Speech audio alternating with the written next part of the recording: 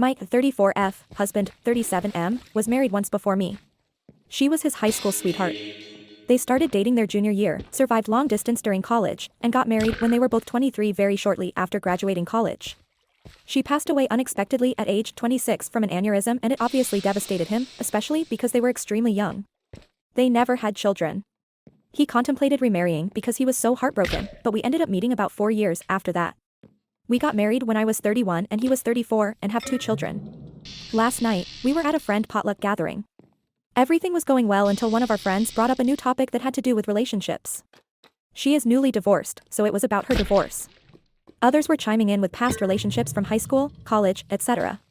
I had said I never thought I would get married because my luck with men has always been terrible until I met my husband, and I said I felt very lucky to have met him. After a little while longer, my husband brings up his deceased wife. Everyone knows he was married before me and that she passed. He was talking about her and then drops a bomb and goes, "If she walked through that front door right now, I'd pick up where we left off." If I am being honest, it felt like someone put my heart into a blender and punched me in the gut as hard as they could. Everyone in the room could sense the awkwardness that followed. To avoid making a scene, I just laughed it off, even though I think it was still obvious that it hurt me. I just felt that if you still felt that way, then why are we married? I've never asked him to get over his wife.